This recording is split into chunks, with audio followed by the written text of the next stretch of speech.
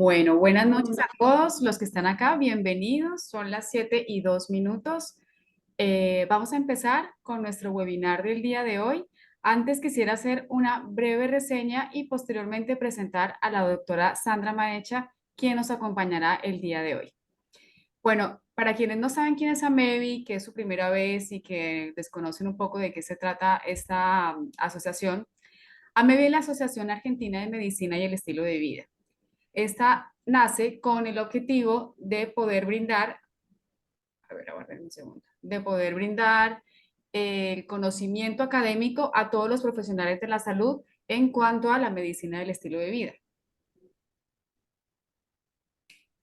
AMEVI nace hace ya un par de años y los pilares fundamentales de AMEVI, creo que me estoy quedando sin señal un segundo acá en la pantalla, aguárdenme por favor, acá está.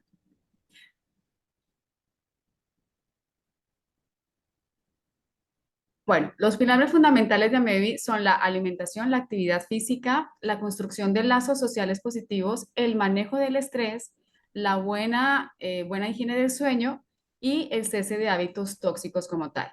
Con este objetivo, hemos organizado este ciclo de webinars que serán de manera mensual. Creamos y difundimos entre los miembros de AMEVI un newsletter mensual con artículos novedosos sobre la medicina y el estilo de vida.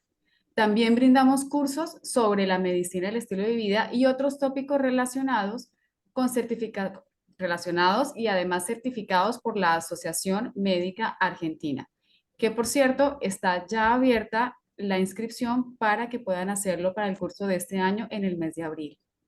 Organizamos un congreso anual para profesionales de la salud en el mes de septiembre en Buenos Aires. Este año 2024 sería el tercer congreso de medicina del estilo de vida acá en Argentina. Ahora, para quienes es la primera vez que escuchan el término de MEF, de medicina del estilo de vida, quisiéramos contarles que es una especialidad claramente novedosa que rescata conceptos atemporales de la atención de la salud. El centro de prevención es la interacción empática entre profesionales de la salud y los pacientes. Y el énfasis es en la modificación de los hábitos de vida como herramienta terapéutica principales para acompañar los tratamientos farmacológicos necesarios para ayudar a diferenciar y a la adherencia del paciente En la cola del pony. en cada tratamiento. Bueno, ahora sin más preámbulos, mientras que podemos acceder a toda la información de nuestra invitada, voy a presentarla. Es la doctora Sandra Maecha. Es médica especialista en medicina del deporte con un PhD de postdoctorado de la Escuela Paulista de Medicina de Unifes, Brasil, directora de la especialidad de medicina y el deporte y actividad física de la Universidad Mayor de Chile.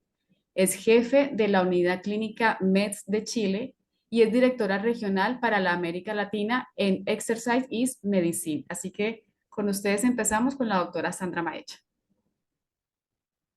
Muchísimas gracias, Silvana. Muchísimas gracias a la Asociación Argentina de Medicina del Estilo de Vida por esta invitación, por la oportunidad de estar aquí hoy en esta tarde, de aquellos que gentilmente se han juntado en un horario que no es tan fácil al final del día, de mucho trabajo, unirse a una sesión como esta, que esperamos que sea un viaje, como yo le digo, por un mundo totalmente sorprendente, que es la relación del ejercicio y la actividad física con la enfermedad y con la salud. Y muchas veces nos preguntan, ¿pero qué es un médico deportivo? ¿Qué hace un especialista en medicina del deporte y la actividad física? Y en general muchos se imaginan que nuestro papel es estar como al borde de la cancha, como médicos para ayudar a los deportistas, ayudar a los lesionados y sacar a la gente que se lesionó en el campo. Y que esa llegada de nosotros como médicos al campo es lo que debe ayudar supuestamente a los deportistas y a nuestros atletas. Pero felizmente nuestro papel como médicos del deporte y la actividad física va un poco más allá y eso es lo que quiero contarles hoy un poco en esos 45 minutos que tendremos de encuentro en este webinar y después abriremos para preguntas. es el papel justamente del ejercicio como un remedio. Por eso hablamos de exercise is medicine, el ejercicio como una medicina, el ejercicio como un remedio. Y sin duda que los profesionales, nosotros como médicos y ustedes como especialistas en diversas especialidades o en la medicina, el estilo de vida, entienden muy bien, y yo sé que ustedes hacen ejercicio, son físicamente activos, entienden la importancia de utilizar esta herramienta muchas veces desconocida, sabemos que existe, sabemos que es importante, pero no tenemos muy clara la noción de la evidencia científica que existe con relación al ejercicio y la actividad física. Y la primera cosa que yo quería llamarles la atención y el primer mensaje que me interesa que se lleven muy claro de esta sesión es que realmente la inactividad física es un factor de riesgo, que hacer ejercicio, moverse, hacer actividad física o inclusive hacer deporte no es para quien le guste, y a quien no le guste no hay problema que no se mueva, que no haga ejercicio, que no haga actividad física. Y sí sabemos que hay problema, que la inactividad física, según la Organización Mundial de Salud, entró como factor de riesgo solamente en la década del 2000, después de los años 2000, comienza a ser listado como factor de riesgo, comenzamos así, siendo el octavo factor de riesgo, subimos rápidamente a ser el cuarto factor de riesgo y hoy en día somos el segundo factor de riesgo que más mata en el mundo. Solo le perdemos para la hipertensión arterial, pero inclusive le ganamos al cigarrillo, a la diabetes, al exceso de peso y al colesterol. O sea que directamente la inactividad física se sabe hoy mata más de 5.3 millones de personas en el mundo. Y esa mortalidad y esa morbilidad, y si sumamos probablemente el papel de la inactividad física en la diabetes, en el exceso de peso, en la obesidad, en el colesterol o inclusive en la hipertensión arterial, tenemos muy claro que realmente la inactividad física hoy en día mata, es una causa de muerte, es un factor de riesgo y sabemos por las evidencias científicas que está aumentando el riesgo en más de 35 enfermedades crónicas. Y si ustedes observan en todos los sistemas de nuestro organismo, prácticamente todas las enfermedades que la mayoría de nosotros como médicos manejamos, tratamos, controlamos, rehabilitamos o prevenimos, tienen una relación directa con el ejercicio, tienen una relación directa con la actividad física y tienen en la inactividad física y en los comportamientos sedentarios un factor de riesgo importante. Y es eso lo que vamos a hacer en esta sesión de hoy, de entender un poco esas evidencias científicas. Obviamente que en 45 minutos es imposible explicar detenidamente toda la fisiología del ejercicio y su relación con la enfermedad y con la salud, pero sí me interesa que ustedes se lleven muy claramente que esto no es creología. Y creología es una ciencia que se usa mucho en América Latina, que las personas hacen las cosas porque ellas creen. Y aquí lo que mostramos son evidencias, mostramos fisiología, mostramos mecanismos de cómo nuestro organismo responde inclusive negativamente a los comportamientos sedentarios. ¿Por qué hablamos hoy que el comportamiento sedentario es un factor negativo para la salud? ¿Por qué nos puede aumentar el riesgo de demencia, de enfermedades cardiovasculares, de enfermedades metabólicas, de enfermedades relacionadas al hígado, a la sarcopenia, a todo lo que nosotros conocemos hoy como factores negativos en términos de salud? Pues ese tiempo que pasamos en esos comportamientos, acostados, reclinados o sentados durante el día, sabemos que durante largas horas del día, varios días, varias semanas, varios meses y varios años, están asociados a efectos extremadamente negativos en prácticamente todos los sistemas de nuestro organismo, desde el sistema nervioso central, el cardiorrespiratorio, el metabólico, el tejido adiposo, el sistema musculoesquelético, y que al mismo tiempo, esa interrupción de esos comportamientos sedentarios está asociada positivamente con efectos benéficos. Y esa es parte de la evidencia que queremos compartir con ustedes en esta tarde, de demostrar que el riesgo de esas enfermedades está explicado sí por todas las alteraciones que nosotros podemos tener en la función vascular, en la presión arterial, en el metabolismo de la glucosa, inclusive en el flujo sanguíneo cerebral, por las largas horas de comportamientos sedentarios. Y que la evidencia científica al mismo tiempo nos muestra que la interrupción de ese tiempo continuo sentado en esas mismas funciones cardiovasculares, en la presión arterial, en el metabolismo de la glucosa o inclusive en el flujo sanguíneo cerebral, tienen factores benéficos que están asociados a por qué parte de nuestro mensaje hoy en términos de salud debe incluir disminuir las horas de comportamiento sentado. Independiente de lo que hagamos de ejercicio, de deporte, de movimiento, un mensaje extremadamente importante para nosotros y nuestros pacientes es disminuir esos comportamientos sedentarios por todos esos efectos negativos que nosotros sabemos que tiene ese comportamiento. inclusive por una cuestión simple de biomecánica.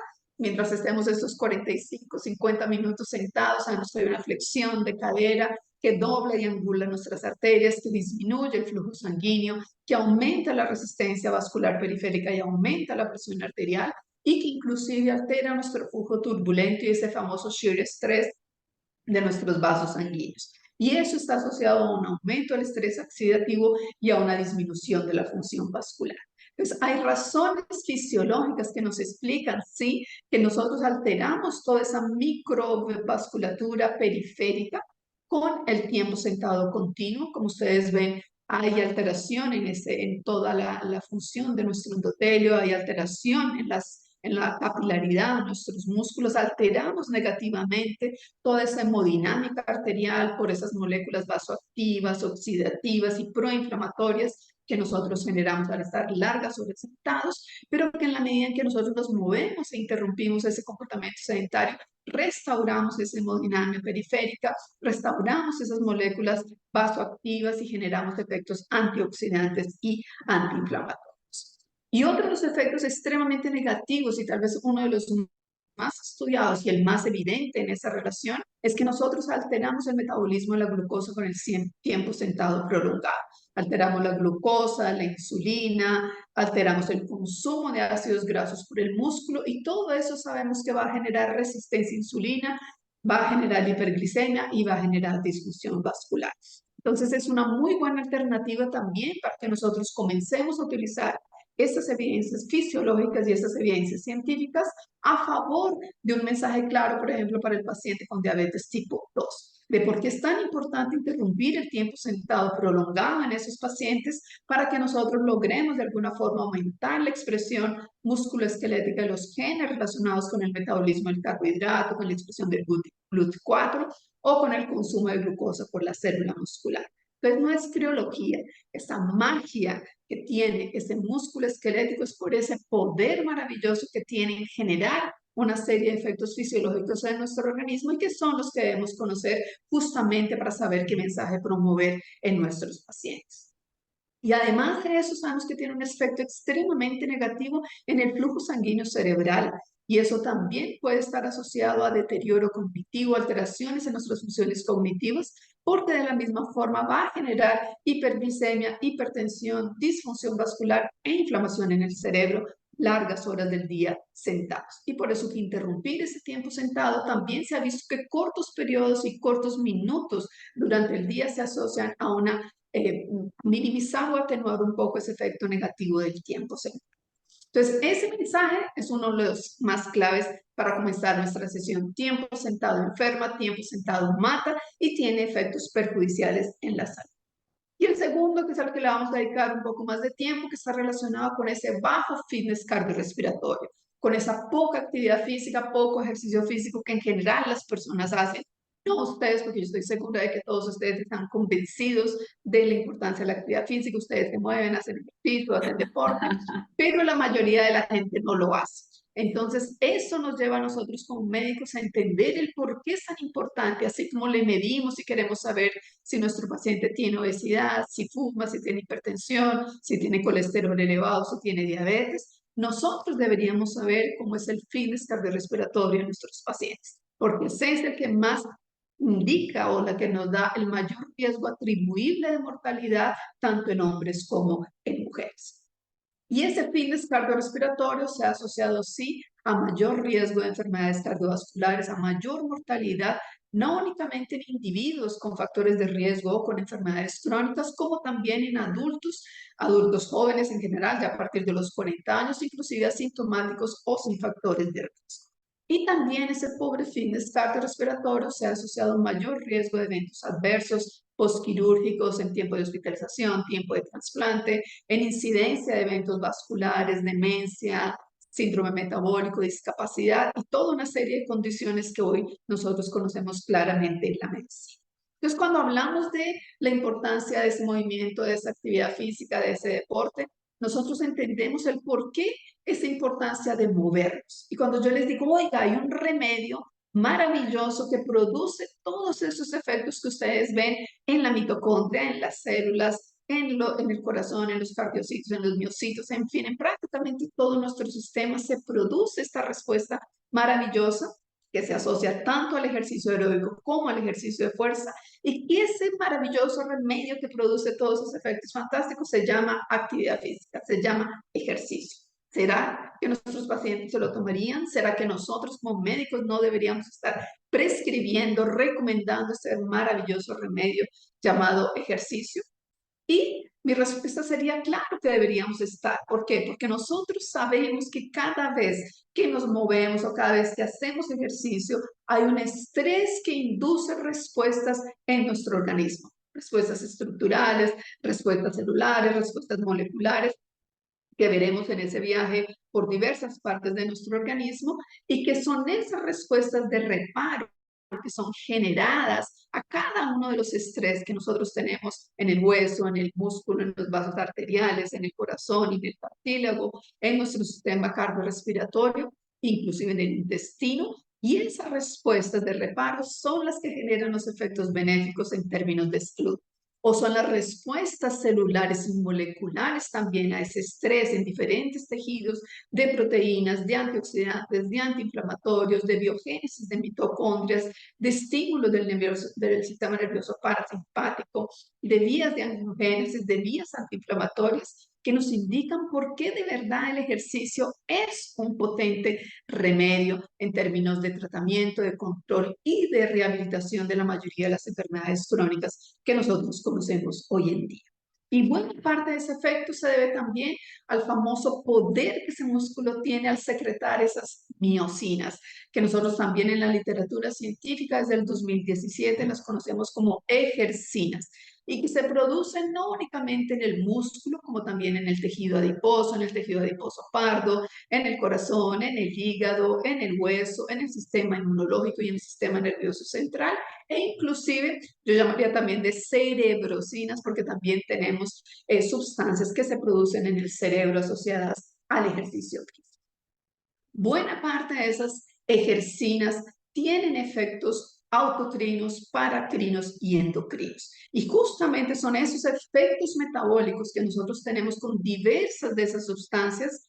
Se cree que se generen más de 600 sustancias cada vez que hacemos una sesión aguda o crónica de ejercicio. De esas conocemos no más que alrededor de 35, conocemos menos de alrededor de 5% de las sustancias que se producen, y como ustedes ven, cada una de ellas tiene efectos en el metabolismo de los lípidos, de la glucosa, de la sensibilidad a insulina, de la oxidación de ácidos grasos. Y todo eso nos explica los maravillosos efectos que esas ejercinas tienen en el síndrome metabólico, en la obesidad o en las enfermedades metabólicas asociadas al exceso de peso y a la proteinactividad. Y no únicamente por esas vías de secreción de ejercinas o respuestas fisiológicas, como también conocemos una red de respuestas en microRNAs, de respuestas moleculares que están asociadas a estas sustancias que se liberan y que nos explican efectos específicos del ejercicio en resistencia a insulina, en diabetes mellitus y en enfermedad del hígado graso. Y una de ellas, tal vez la que yo destaco también de forma importante, es el efecto antiinflamatorio que tiene el ejercicio. Y ese efecto antiinflamatorio, ese maravilloso poder que ese músculo tiene, es tan excepcional que logra que no únicamente yo produzca sustancias en alguno de esos órganos como los que vimos hasta ahora, como hace que sustancias que se producen en un órgano por el ejercicio puedan tener efecto en otro órgano. El músculo, el hígado, el páncreas, el tejido adiposo, el músculo esquelético, todos ellos se comunican entre sí y crean como un grupo de WhatsApp y se WhatsAppean cada vez que nosotros hacemos ejercicio y mandan comunicaciones que generan una potente respuesta antiinflamatoria en nuestro organismo.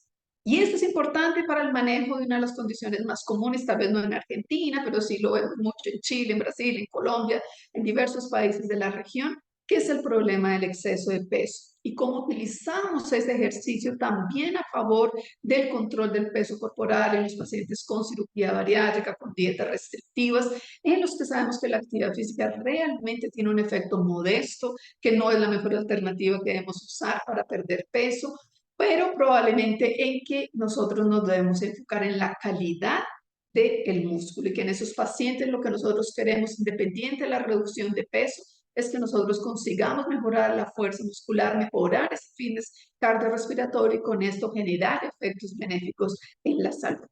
Y lo otro también que nos compete, que yo creo que es extremadamente importante que nosotros como profesionales también lo analicemos, es el efecto y esa relación que existe con los remedios antiobesidad. Y esos efectos de esos medicamentos antiobesidad que sabemos hoy que reducen alrededor de 15 a 25% del peso corporal al año, son mucho más potentes que cualquier intervención del estilo de vida, de dietas restrictivas o de actividad física en sí, pero que eso no excluye la necesidad de que hagamos y que le indiquemos a nuestros pacientes que se muevan, que hagan ejercicio independiente del peso corporal, porque la actividad física logra tener efectos que no necesariamente esos medicamentos o las dietas restrictivas o las cirugías tienen, disminuyendo mortalidad, enfermedades cardiometabólicas, algunos tipos de cáncer, las propias complicaciones de la obesidad, como la apnea obstructiva del sueño, osteoartritis o la esteatosis hepática, discapacidad, y tal vez lo más importante es que nosotros logramos mejorar la salud física y la calidad de vida de esos pacientes. Y en general las recomendaciones, y la idea aquí no es pasar recetas listas para nuestros pacientes, pero lo que yo enfatizo en las recomendaciones generales para esos pacientes es que el foco no debe ser dado en la pérdida de peso. Es que usted tiene que hacer ejercicio para perder y disminuir el peso y gastar más energía y con eso come menos y hace más. Ese no es el foco. El foco del ejercicio debe estar dado en el disfrute, en el agrado de que hagamos actividad física para nosotros, para nuestro bienestar, para la salud física y mental de nuestros pacientes y no para perder peso corporal como el foco principal. Y ahí cuando nosotros vemos cómo utilizamos esas ejercinas entonces en las enfermedades metabólicas, entendemos que tenemos efectos agudos del ejercicio en el músculo esquelético y en el tejido adiposo, por esos efectos endocrinos y autocrinos del músculo esquelético y que se conocen y están publicados muy bien en la literatura, como también el efecto crónico del ejercicio. Y por eso es tan importante que todos los cambios de actividad física y de ejercicio que ustedes hagan, los hagan también a largo plazo. Ejercicio no es una vacuna, no es algo que yo hago algunas semanas, algunos meses, ya conseguí el efecto benéfico y puedo parar. El ejercicio es como comer, como dormir, como ducharse. Es un hábito de la vida diaria y debe hacer parte de nuestro estilo de vida diariamente. Por eso que tenemos efectos crónicos también asociados del ejercicio. El ejercicio también induce potentes ejercinas, que también las conocemos, que nos ayudan a controlar la diabetes tipo 2. Solo aviso que hay algún micrófono abierto, si alguien puede ayudarnos y silenciar, hay un micrófono abierto. Secreta algunas sustancias que tienen efectos muy potentes en marcadores de la diabetes mellitus tipo 2 y por eso que es un aliado extremadamente importante, independiente del remedio, del hipoglicemiante, de la insulina que utilicemos. El ejercicio físico debe ser parte del tratamiento, del manejo y del control del paciente con diabetes tipo 2. Inclusive el trabajo de fortalecimiento muscular en esos pacientes es esencial. No basta únicamente con indicarles de caminar, de aumentar el nivel de actividad física diario, como es esencial también que indiquemos la necesidad de hacer ejercicios de fortalecimiento muscular, porque sabemos que al hipertrofiar ese músculo esquelético logramos efectos metabólicos extremadamente importantes que traen un beneficio único a ese paciente con diabetes tipo 2. Es literalmente transformar la fisiología del alto rendimiento, entrenar, entre comillas, como un atleta, como un deportista, en el paciente con diabetes tipo 2 para tener efectos súper potentes de mejora sensibilidad de la insulina de casi 70% cuando combinamos el ejercicio aeróbico con el ejercicio de fortalecimiento muscular. O cómo podemos utilizar, como las nuevas evidencias lo muestran, también el ejercicio excéntrico. El ejercicio excéntrico, que es en general la contracción contraria a lo que nosotros hacemos usualmente en las actividades de la vida diaria, es lo que hacemos, por ejemplo, al bajar una escalera, al caminar en un declive, que generamos una mayor contracción, mayor hipertrofia muscular, generamos más tensión y con eso generamos también efectos extremadamente potentes en la liberación de miocinas, en la sensibilidad de la insulina, y por eso que se aplica clínicamente también a los pacientes que tienen diabetes y no únicamente a los pacientes saludables o con obesidad. De sacarle provecho también a las evidencias científicas que nos muestran cómo otros tipos de ejercicios, otro tipo de actividades físicas tienen también un potente efecto en términos de salud, que no es únicamente mandar todo el mundo a caminar cuando yo puedo tener alternativas, inclusive como el HIIT. A mí me apareció un aviso de que la reunión terminará en 10 minutos, así que ustedes me cuentan qué hacemos y nos cortamos. Y ahí ustedes ven un resumen también muy reciente de los metaanálisis que nos muestran cómo nosotros tenemos una mejora en más de 14 parámetros cardiometabólicos de nuestra salud con los protocolos de HIIT, que son los protocolos de alta intensidad y corta duración, que también han mostrado ser una estrategia extremadamente eficiente en nuestros pacientes. Y se aplica mucho al paciente que no le gusta la actividad física o el ejercicio, no le gusta mucho o que no tiene mucho tiempo. Entonces, en lugar de hacer sesiones más largas, hacemos sesiones más cortas, más intensas, y cardiometabólicamente vamos a tener los mismos efectos metabólicos en salud en este tipo de pacientes. Otro efecto importantísimo en nosotros cuando hablamos en esta salud cardiometabólica es el efecto en las enfermedades hepáticas, y ahí sin duda alguna nosotros destacamos la esteatosis hepática no alcohólica o la esteatosis hepática metabólica, el nombre que le queramos dar. Y de la misma forma, ¿qué es lo que utilizamos a nuestro favor? El conocimiento fisiológico de que nosotros tenemos, que con el ejercicio tenemos adaptaciones en cada uno de esos órganos, no únicamente en el músculo esquelético, como en el tejido adiposo, en el hígado, en el sistema cardiovascular, inclusive en la microbiota intestinal, que nos explican por qué esos pacientes con esteatosis hepática tienen una mejora significativa también cuando hacen ejercicio físico regular. Y ahí nosotros hacemos ese círculo que nosotros en general pasamos y que nuestro paciente debe entender la importancia de tratar a tiempo ese acúmulo de grasa dentro del hígado, porque esa esteatosis hepática puede transformarse en una esteatohepatitis, en una cirrosis, y si se prolonga en un hepatocarcinoma. Entonces, en cada una de esas fases conocemos los efectos del ejercicio físico por todos los efectos que resumidamente hemos visto, y que en cada una de esas etapas nosotros tenemos efectos extremadamente importantes para el manejo, para el control y para la progresión. Y no únicamente los efectos en el hígado, porque el paciente no es un hígado. Yo no entro a la consulta con un paciente que tiene esteatosis hepática y veo un hígado, veo un ser humano que tiene un sistema y que tiene varios sistemas con los cuales nosotros debemos manejar y tratar su salud. En el caso de esos pacientes, sabemos que el ejercicio y las evidencias científicas así lo han mostrado, no únicamente previene su desarrollo, revierte la patogénesis, como también disminuye el riesgo de fibrosis, el riesgo de cirrosis, disminuye el riesgo de cáncer hepático y de cáncer extrahepático, mejora la histología de ese hígado, revierte la disfunción endotelial, y muchos de estos efectos se ven inclusive independiente de la pérdida de peso. Y obviamente Perdón, que doctora Sandra, discúlpame, te corto un momento. Está muy interesante esta charla y por eso no quiero que se nos vaya a cortar en medio de la conversación o de lo que nos estás explicando. Así que en 2 minutitos los invito a todos para que se conecten al link que acaban de enviar al chat. Lamentablemente se va a cortar, entonces quiero que todos podamos tener acceso y podamos conectarnos al siguiente link. Está ahí en el chat para que puedan copiarlo y en cuestión de 1 minuto retomamos nuevamente el webinar.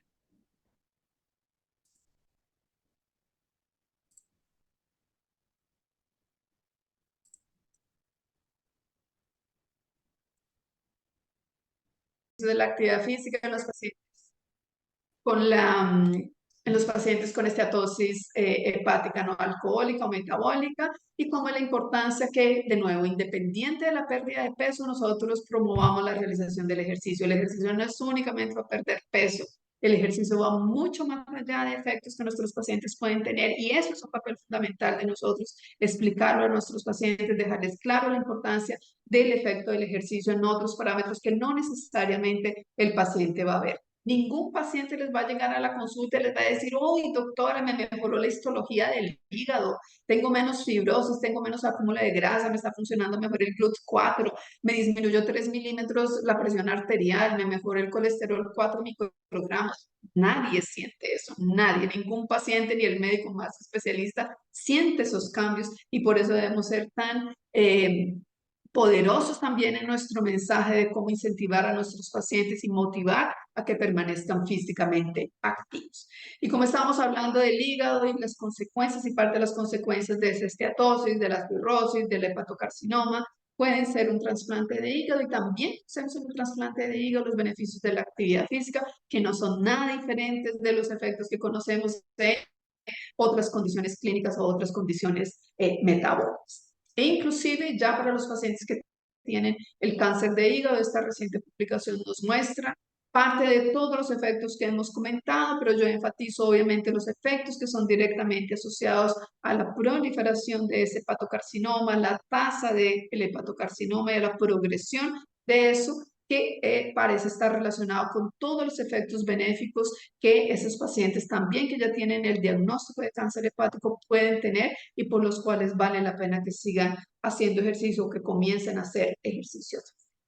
¿Qué sabemos del ejercicio en las enfermedades cardiovasculares? Que tal vez es una de las condiciones usualmente más conocidas, que sabemos que previene el infarto, la hipertensión, el accidente vascular encefálico.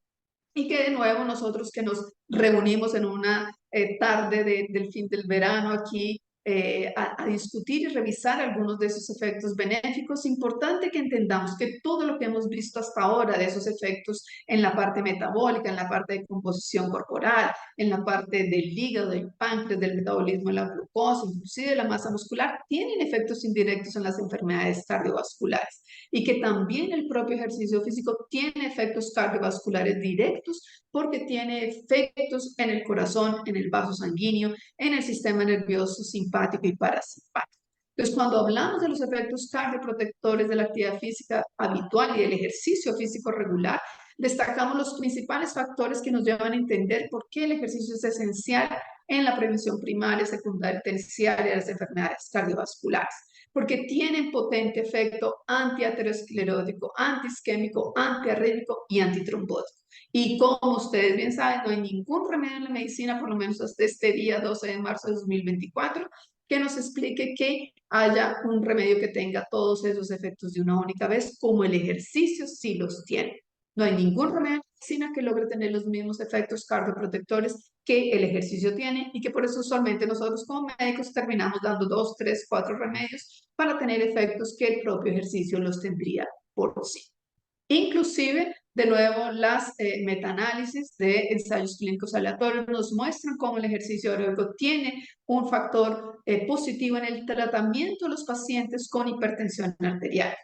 Y si ustedes ven las grandes reducciones tanto en la presión arterial sistólica y diastólica, que son muy similares a lo que se obtiene con un remedio, se obtienen con el completar al mínimo la recomendación de los famosos 30 minutos diarios o 150 minutos mínimos de actividad física de intensidad moderada a la semana. ¿Y saben qué es lo más sorprendente? Las novedades que aparecen y que nos muestran cómo el ejercicio y algunos tipos de ejercicio que en general no hablamos tanto, como el HIIT o como el entrenamiento de resistencia o como las sentadillas y algunos ejercicios excéntricos, isométricos, nos ayudan a disminuir la presión arterial sistólica y diastólica. Entonces ustedes ven que claro que el pedalear, el correr, tienen efectos hipotensores, pero que los efectos hipotensores se ven mucho más en los ejercicios isométricos, son los más efectivos. La fuerza de presión manual, la extensión de piernas o inclusive una sentadilla contra la pared tiene mayor efecto hipotensor de la presión arterial sistólica y diastólica que un ejercicio aeróbico. Entonces, si nuestro paciente no está convencido, no se quiere mover, no quiere caminar, no quiere dejar de ver la serie en Netflix, entonces mandémoslo que contra la pared mientras ve la serie de Netflix haga algunas y eso le va a ayudar también a reducir su presión arterial sistólica y diastólica. Es usar las evidencias científicas a favor, es que ustedes utilicen lo poco que yo puedo mostrarles en estos minutos, transformen esa teoría en práctica, de cómo los pacientes que sobrevivieron a un evento cardiovascular, por ejemplo un infarto agudo de miocardio, también deben hacer ejercicio si no lo hicieron antes. Felizmente se encontraron con un médico que hace parte de la Asociación Argentina de Medicina del Estilo de Vida, que les indicó que deberían hacer ejercicio y eso les puede aumentar la sobrevivencia postinfarto, disminuir la hipertrofia del miocardio, disminuir la lesión hipertrófica e isquémica e inclusive mejorar el reparo cardíaco. Como hoy nosotros también utilizamos el ejercicio en esa protección cardiovascular para pacientes que tienen infarto de miocardio, que tienen arteriosclerosis, que tienen constricción de la aorta o inclusive que tienen cardiomyopatía diabética. En cada una de esas condiciones clínicas, de nuevo, esas miocinas y esas cardiomiocinas tienen un efecto protector en la salud de nuestros pacientes. Y es por eso, y a mí me encanta esa publicación de Nature, que nos dice cómo el ejercicio debe ser indicado en el corazón envejecido y en el corazón enfermo, que era todo lo contrario a lo que nosotros hacíamos antes. Los médicos que no estudiaban, que no venían a las reuniones de la Asociación Argentina de Medicina del Estilo de Vida y que no aprendieron de ejercicio, quédese quieto, no se mueva porque tiene cardiomiopatía, porque está más viejo, porque tiene 80, 90. ¿Cuándo si nosotros sabemos todos los efectos que ya vimos, antiateroscleróticos, antiarrítmicos, antitrombóticos y antiisquémicos del ejercicio? Entendemos que esos pacientes deben hacer ejercicio y no se mandan más a contraindicar absolutamente la actividad física. ¿Cómo nosotros podemos utilizar también la fuerza muscular en la salud y en la enfermedad? ¿Cómo podemos nosotros, yo esperaría, no que mágicamente transformáramos a nuestros maridos, esposos, novios maravillosamente en esta situación de la noche a la mañana, pero es ese músculo esquelético en cualquier etapa de la vida, y por eso que el mensaje más importante, nunca es tarde para comenzar. E inclusive con fuerza muscular, y que hablamos usualmente muy poco sobre la importancia de la fuerza muscular, es un factor de riesgo independiente para morbilidad, para mortalidad global y para mortalidad cardiometabólica. Y ustedes ven todas las asociaciones que nosotros conocemos hoy del que tener poca fuerza muscular se asocia solamente el tener poca fuerza con mayor riesgo de muerte, con mayor riesgo de enfermedades, con mayor riesgo de complicaciones y con mayor discapacidad y un peor proceso de envejecimiento. Entonces, eso nos indica por qué a nuestros pacientes, que yo sé que ustedes hacen ejercicio de fuerza, tienen que hacer ejercicios de fortalecimiento muscular. Independiente si hacen o no actividad física aeróbica moderada o vigorosa, si caminan, si trotan, si corren, independiente de todo eso, tenemos que hacer ejercicios de fortalecimiento muscular y preferentemente si hacemos los dos, vamos a disminuir aún más el riesgo de mortalidad. Y que no condenemos a los más viejos. Los más viejos, después de los 80, 90, 100 años, hay evidencias clínicas suficientes de que una persona después de los 60, 70, 80, 90, 100 se beneficia inclusive de volúmenes muy pocos de fortalecimiento muscular, con poca frecuencia de entrenamiento y con poco ejercicio. El músculo esquelético es tan grato que ya tiene efectos de protección también para esos individuos. Y todo lo que ustedes ven aquí no son en esta lista contraindicaciones, son por el contrario, indicaciones en las cuales debemos hacer ejercicio de fortalecimiento muscular. En todas esas condiciones clínicas, adaptando, tomando los cuidados, las orientaciones, es que nosotros tenemos efectos benéficos en términos de salud también para esas condiciones. Entonces, literalmente el ejercicio de fuerza es una cuestión de sobrevivencia para nuestros pacientes, es una cuestión de sobrevivencia para las personas que debemos también nosotros estar preparados para saber indicar y orientar a nuestros pacientes. Y veamos en esos minutos también algunas aplicaciones del ejercicio en condiciones clínicas como el cáncer, de cómo nosotros también conocemos en la literatura y en la evidencia científica los efectos oncoprotectores del ejercicio, parte por lo que ya hemos visto, la disminución en la obesidad, en las hormonas. Muchos de los cánceres relacionados a la obesidad se previenen también con el ejercicio físico regular, así como los efectos propios en el sistema inmune que también están asociados a disminución del riesgo. Entonces, hoy tenemos dos mensajes importantes. Uno es que al menos 8 tipos de cáncer, que son los que ustedes ven ahí, y en general están los más comúnmente encontrados tanto en hombres como mujeres, son menos prevalentes en las personas que son físicamente activas, o sea, hablamos de prevención primaria, pero también tenemos evidencias del papel del ejercicio físico y de la actividad física en la prevención secundaria y terciaria. No vamos a decir aquí que nosotros vamos a curar a las personas del cáncer, porque eso no existe, pero sí hay evidencias que el ejercicio agudo y el ejercicio crónico en algunos pacientes, inclusive en algunos tipos de cáncer, que no hay evidencia del beneficio con el ejercicio en la prevención primaria, como es el cáncer de próstata, parecen sí que sus pacientes responden positivamente, en especial aquellos que pasan por la supresión de andrógenos, por la disminución de masa muscular, y que el ejercicio tanto agudo como crónico en ellos estaría relacionado con una reducción en el crecimiento de las células cancerosas y la reducción de la progresión y por lo tanto en el aumento de la sobrevivencia. Y lo mismo con el cáncer de hígado que ya también mencionamos anteriormente y que sabemos que podemos mejorar no únicamente los aspectos cardiovasculares, como también todo el efecto negativo en masa muscular y en densidad mineral. Y sin duda, lo que la mayor parte de las evidencias científicas muestra, y eso tanto en adultos como en niños y adolescentes, son los efectos del ejercicio físico en las complicaciones, en la fuerza muscular, en la función cardiopulmonar, en la neuropatía periférica inducida por la quimioterapia, en la fatiga relacionada con el cáncer, en la calidad de vida, las caídas, la depresión, el insomnio, la disnea, el dolor. Esto es lo que vale la pena y por lo cual vale la pena que nuestros pacientes también en quimioterapia, en radioterapia, en inmunoterapia, antes, durante y después, sigan siendo físicamente activos para obtener esos beneficios en salud. También se han descrito efectos del ejercicio en los trastornos del sueño. Hay evidencias de metaanálisis cómo mejora la calidad del sueño, disminuye el insomnio, la somnolencia, la apnea obstructiva del sueño, hasta el síndrome de piernas inquietas, de cómo el ejercicio se ha relacionado también con la salud intestinal, que ustedes saben hoy que tiene una maravillosa relación también con toda nuestra salud cognitiva y mental. Y hay una relación muy potente también entre el ejercicio y los cambios estructurales y funcionales que ocurren con la microbiota, con el suministro de energía, con nuestra capacidad de hacer ejercicio, inclusive de estimular neuronas sensoriales y de proteger contra la insuficiencia cardíaca, inclusive inducida por un infarto miocardio.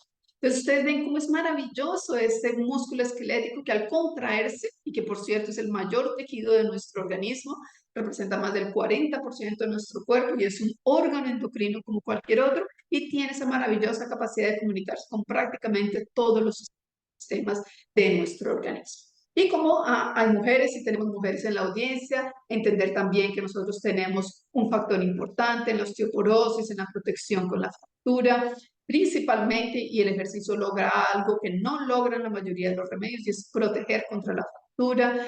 También nos protege contra las caídas, entonces hay una reducción en la tasa de caídas, hay una reducción en la tasa de fracturas en las mujeres. No eliminamos y no podemos decir que el ejercicio nunca nos va a hacer caer, porque eso es mentira, pero sí podemos reducir de forma importante el riesgo de caída y el riesgo de fracturas.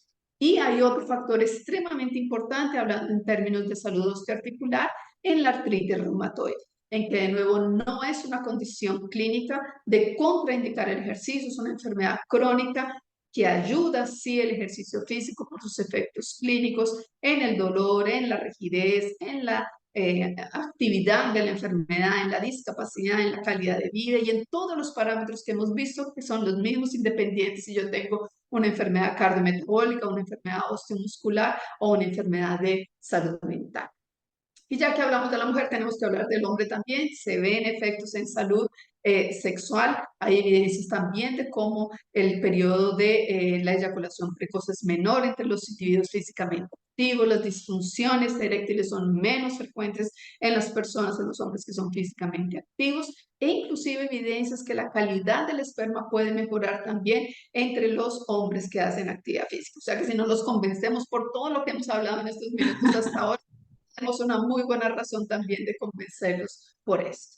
En la enfermedad renal crónica también hay evidencias hace mucho tiempo de utilizar el ejercicio, principalmente el ejercicio de fortalecimiento muscular, el ejercicio aeróbico, especialmente en miembros inferiores, en los procesos de hemodiálisis, que se sabe que puede reducir el riesgo de hospitalización y el riesgo de muerte. No curamos una enfermedad renal crónica, no curamos un paciente y no lo sacamos de la hemodiálisis, pero de nuevo podemos mejorar su sobrevivencia, mejorar fatiga, disminuir sarcopenia y por todos los efectos fisiológicos de ese poder del músculo esquelético, tener un efecto también extremadamente positivo en la salud renal del paciente con este tipo de enfermedades. Y por último, y no menos importante, en estos momentos viajar por nuestro cerebro, por nuestra salud cognitiva, y es donde en general menos hablamos de la importancia del movimiento y del ejercicio. En general, como médicos y profesionales de salud, hablamos mucho de los efectos del ejercicio del cuello para abajo. Hablamos del peso, del corazón, del músculo, del hueso, de la grasa, pero hablamos muy poco para nuestros pacientes del efecto en lo más importante y en la esencia de nosotros, que es nuestro cerebro. Y de la misma forma que nosotros vimos que hay un efecto negativo de esa inactividad física y del comportamiento sedentario en la salud cardiovascular, en la salud metabólica, todos esos mismos efectos negativos, muchas de esas sustancias atraviesan la barrera hematoencefálica y generan el mismo efecto negativo en el cerebro. La hiperglicemia, la resistencia a insulina, la inflamación, la oxidación, el aumento en el estrés oxidativo también llega al cerebro por ese comportamiento sedentario y nos lleva a atrofia cerebral, a muerte neuronal y deterioro cognitivo. La buena noticia, porque nosotros venimos a hablar aquí de cosas buenas, es que el ejercicio y el poder de ese músculo esquelético también tiene un efecto en nuestra salud mental y cognitiva, que muchas de esas sustancias que se producen en el músculo esquelético tienen la capacidad de atravesar la barrera hematoencefálica, llegar a nuestro cerebro y por diversas respuestas moleculares, cascadas celulares, terminan teniendo un impacto importante neuroprotector, disminuyendo la neurodegeneración y promoviendo la neurogénesis. Ahí entendemos por qué también el mismo efecto que tenemos en el tejido adiposo, en el músculo, en el páncreas, en el hígado, en el corazón, de hacer biogénesis de mitocondrias, de mejorar la salud y el fitness mitocondrial, eso mismo también ocurre dentro de nuestro cerebro. Y eso explica por qué tenemos esa mejora en los procesos de neurogénesis, de neuroplasticidad y que terminan llevando también a una mejor función cognitiva. ¿Y sabían ustedes que podemos cambiar nuestra morfología cerebral, que podemos aumentar algunas áreas de nuestro cerebro con el ejercicio? Esta es una noticia maravillosa que todas las personas deberían saber, de cómo nuestro volumen cerebral total, masa gris, masa blanca, el hipocampo, la espesura de nuestra corteza cerebral aumentan en la medida en que nosotros somos físicamente más activos. Inclusive solo con actividad física liviana ya tenemos efectos protectores de tamaño y de morfología cerebral. Sabemos hoy por resonancias magnéticas nucleares, porque no es creología. Uy, no es que la doctora Sandra, que trabaja allá en MEDS, en una clínica de medicina del deporte, y trabaja con Exercises Medicine, es una apasionada y por eso nos quiere convencer. No, yo puedo convencerlos con mi pasión, pero las evidencias científicas están ahí y todo lo que han visto hoy durante toda esta sesión tiene evidencias publicadas en la literatura.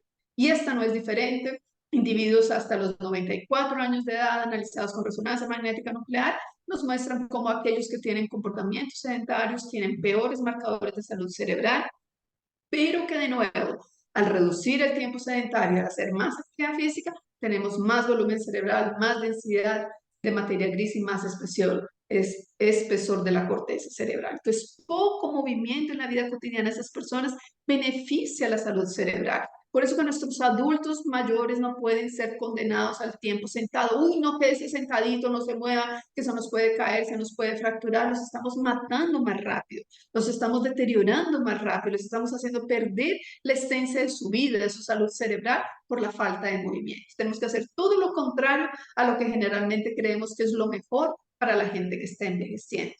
Sabemos que el ejercicio tiene un potentísimo efecto en nuestras funciones cognitivas, que está asociado a menor riesgo de Alzheimer, de demencia, de Parkinson, de cómo nosotros simplemente con pasos durante el día de alrededor de 9,000, casi 10,000 pasos al día, podemos disminuir casi en 60% el riesgo de demencia.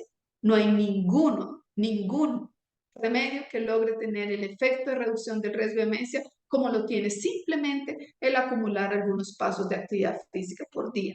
De cómo sabemos hoy en estudios en humanos, algunos estudios en animales, cómo el ejercicio reduce algunos de los efectos en placas, en enredos neurofibrinales, previene la neurodegeneración y preserva de alguna forma la función cognitiva en pacientes con Alzheimer.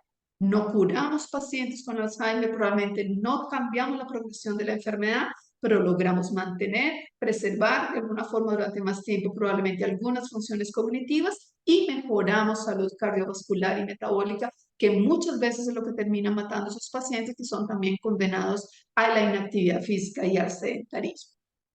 Otras enfermedades neurodegenerativas que también conocemos su efecto por evidencias científicas, inclusive con protocolos de HIIT, corta duración, alta intensidad, pueden mejorar función cognitiva, pueden mejorar todo el control motor, la función física, la neurogénesis y el neuroreparo en muchas de esas enfermedades neurodegenerativas. Y por último, en la salud mental, en el que nosotros también conocemos que ese ejercicio, al tener esa neuroprotección, al proteger nuestro cerebro del daño por los efectos en los astrocitos, en la microglía, en la angiogénesis cerebral y en la mitocondria cerebral, nos lleva a efectos potentes en salud cognitiva y salud mental. Y así lo muestran evidencias recientes de cómo, y probablemente lo escucharon ustedes hace poco en medios de comunicación, es un efectivo tratamiento para la depresión. Y no lo dice la Asociación Argentina del Estilo de Vida, de la Medicina del Estilo de Vida, como lo dicen las evidencias publicadas en grandes revistas científicas. Cualquier tipo de ejercicio en general, y parece ser que caminar, yoga y fuerza muscular son los más eficientes y mejor tolerados por los pacientes con depresión, son eficaces en estas personas independiente del nivel de depresión basal. Y lo más importante, los efectos son comparables a psicoterapia y farmacoterapia. O sea que de nuevo no podemos negarle a nuestros pacientes un remedio que conocemos hace mucho tiempo en la medicina y que se llama ejercicio. Y que por eso también se ha aplicado en algunos parámetros de salud neuropsiquiátrica, como lo ven ustedes ahí, trastornos alimentarios, bulimia, anorexia, los trastornos de estrés postraumático, exceso de consumo de alcohol, depresión, ansiedad, esquizofrenia, trastorno de déficit de atención, en que de nuevo somos coadyuvantes. No curamos enfermedades, no somos la panacea, pero ayudamos probablemente a mejorar buenos parámetros cognitivos de salud mental, de salud cognitiva y de salud física. Inclusive en un problema extremadamente común hoy de adicción a los opioides, en que también se comienzan a evidenciar acciones positivas del ejercicio físico en parámetros biológicos, en parámetros psicosociales que pueden estar modificando algunos circuitos neuronales, algunos sistemas de recompensa que pueden provocar cambios de comportamiento positivo también en ese tipo de pacientes. Entonces, ahí ustedes ven, hoy podría yo quedarme aquí, la verdad, la noche entera, la semana entera y varios días contándoles de todos los efectos maravillosos que el ejercicio tiene. Yo intenté pasar y hacer ese viaje rápido por la mayoría de los órganos, de los sistemas y terminar obviamente con aquel que es la esencia de nuestra vida. De nada sirve que estemos más delgados, más definidos muscularmente, si no tenemos un cerebro que nos haga recordar quiénes somos y dónde estamos. Y ahí tenemos todos esos parámetros maravillosos por los cuales el ejercicio mejora también nuestra salud cerebrovascular. Y que ustedes le recuerden también de todos los efectos que son en general los que mantienen la adherencia de nuestros pacientes a la actividad física. No es por la salud física, cardiometabólica, osteomuscular y todo ese paseo que les mostré que hace en general que las personas sean activas. Las personas hacen ejercicio, así como ustedes hacen ejercicio, porque nos sentimos mejor, nos vemos mejor, mejora la autoestima, mejora la autoimagen, mejora el autoconcepto, el estrés, el sueño, la ansiedad, la tensión. Nos sentimos mejor, nos vemos mejor. Y es eso lo que nos hace ser físicamente activos. Y ahí nosotros nos podemos quedar aquí y ver todos los efectos en el corazón, en el músculo, en el sistema nervioso central, como los vimos, en el sistema nervioso central periférico, en el sistema hematopoyético, en el hueso y en el cartílago y en el hígado. Vimos prácticamente todos esos maravillosos efectos de regeneración de tejidos inducida por el ejercicio, que ningún remedio lo tiene. Y por eso que está haciendo la industria farmacéutica hoy en día, adivinen, está buscando obviamente con todos esos efectos que el ejercicio tiene, de imitar en laboratorio probablemente esos efectos que la actividad física regular tiene, que no hay ningún que logre tener esto, reducir mortalidad, reducir progresión de enfermedades crónicas, reducir 8 tipos de cáncer, reducir el riesgo de caída, reducir el riesgo de depresión, inclusive reducir el riesgo de demencia. No hay ningún remedio que logre lo que justamente la actividad física está teniendo. Y es por eso que la mayoría de esas sustancias que ustedes ven hoy, y no es creología, realmente está siendo publicado ya hace algún tiempo, varios remedios y varias sustancias que están intentando ser combinadas para de repente facilitar para aquellos pacientes o aquellas personas que probablemente no puedan hacer ejercicio, no puedan moverse. Con esto estamos llegando entonces al punto en el que no prescribir actividad física debería considerarse una negligencia, sí. Y es lo que quería yo compartir con ustedes en estos minutos que gentilmente nos cedieron, para que ustedes se lleven claramente las recomendaciones, para que ustedes se lleven la importancia de prescribir, de recomendar, de indicar a sus pacientes, a sus familias, a las suegras, si la quieren. Cuéntenle también del efecto benéfico de la actividad física, el ejercicio, porque sin duda es el mejor remedio también que nosotros tenemos en términos de salud. Y es para eso que los invito a que ustedes hagan las recomendaciones.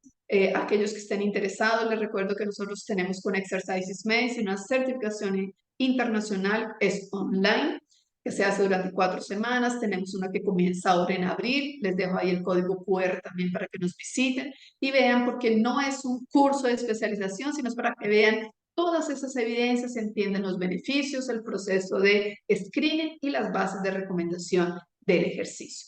Y tenemos también otros cursos para aquellos que tengan más interés en actividad física en la infancia, en la adolescencia, en la persona mayor o en los equipos deportivos. También tenemos varias opciones para aquellos que tengan interés en especializarse, en conocer más también sobre las diversas publicaciones que nosotros tenemos. Algunos de ellos los encuentran en Mediterráneo, también ahí en Argentina. Entonces yo espero que ustedes se lleven con este mensaje 3 acciones básicas: evalúen rutinariamente el nivel de actividad física de sus pacientes, recomienden de preferencia de forma escrita la actividad física y remitan el paciente, la persona, o deriven el paciente a un profesional, a un programa de ejercicio de actividad física.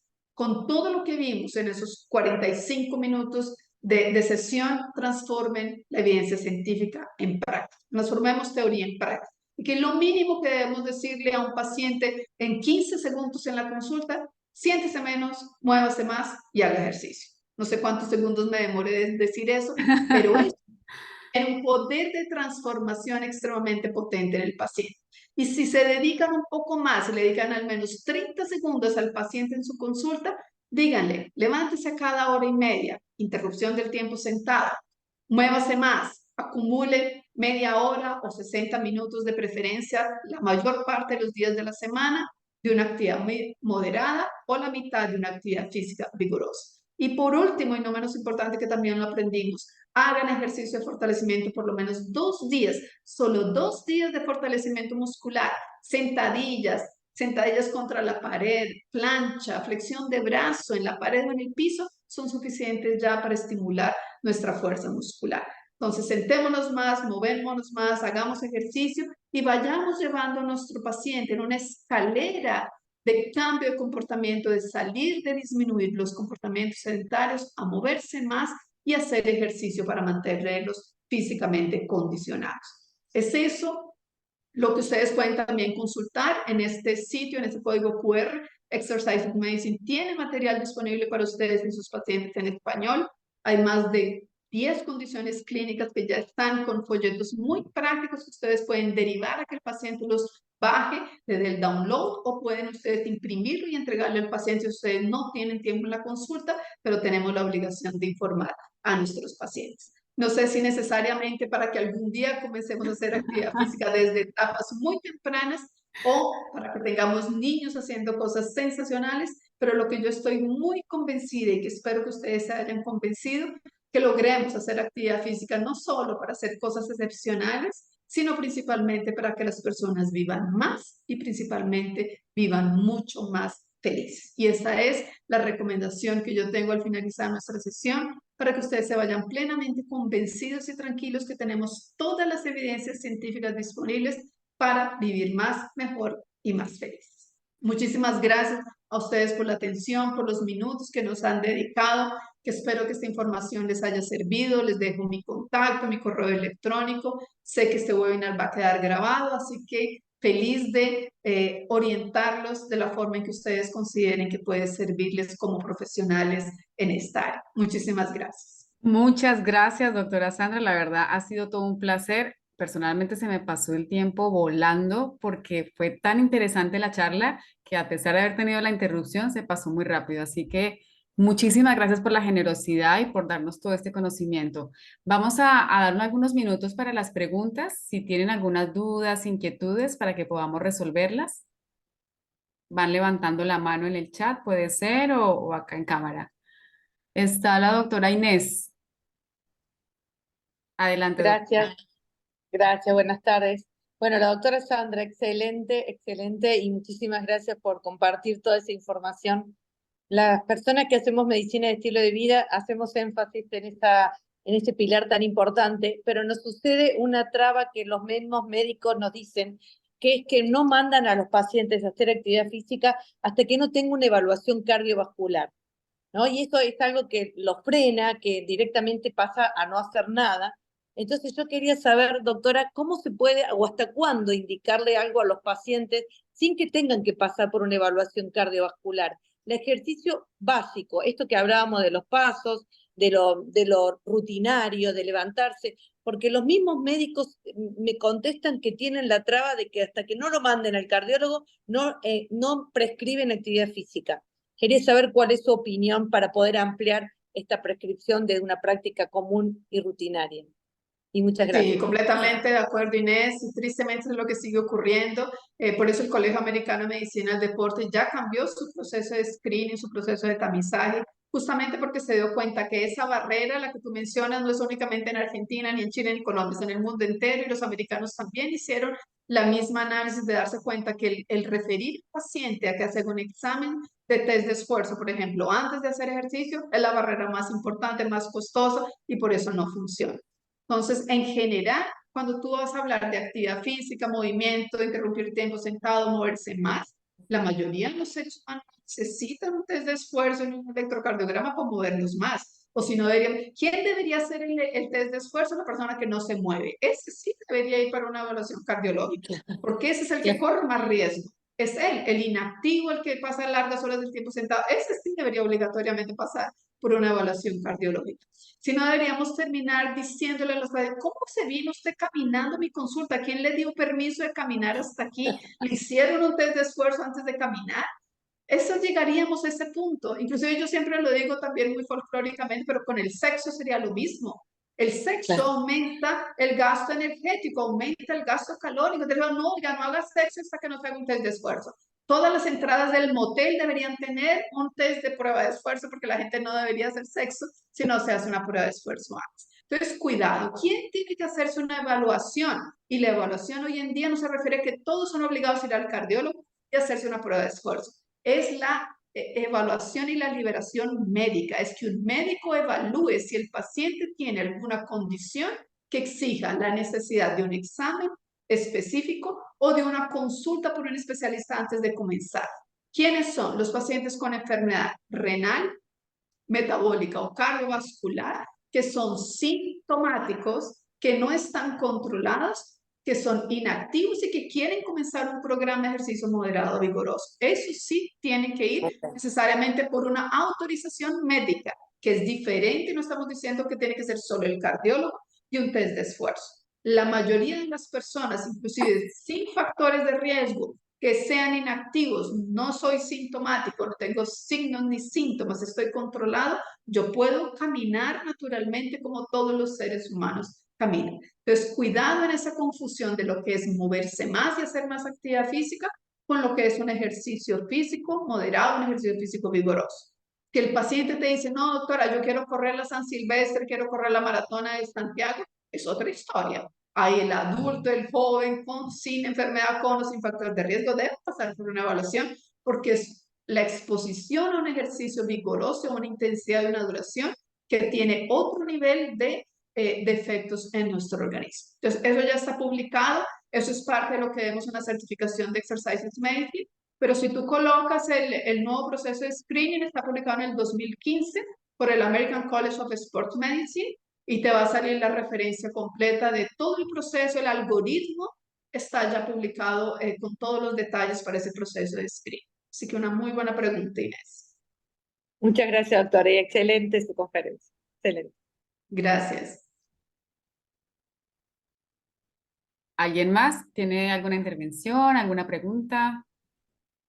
Porque lo Quieren que salir todos a caminar y hacer ejercicio. por supuesto que sí, y veo muchos halagos y muchos agradecimientos y felicitaciones para la doctora en el chat. Acá dicen gracias, excelente, espectacular, cada frase un tesoro. Acá dice excelente puesta al día, gracias doctora Maecha, gracias a Mevi. Y bueno, gracias, gracias, gracias, clarísimo todo. Bueno, hay muy buenos comentarios. Así que si nadie más tiene dudas por ahora, agradecerles a todos por su asistencia, por su tiempo y principalmente, obviamente, a la doctora Maecha. Y espero que más adelante podamos compartir otro espacio, sea en el Congreso de este año o en alguna otra intervención. De verdad, muchísimas gracias a todos y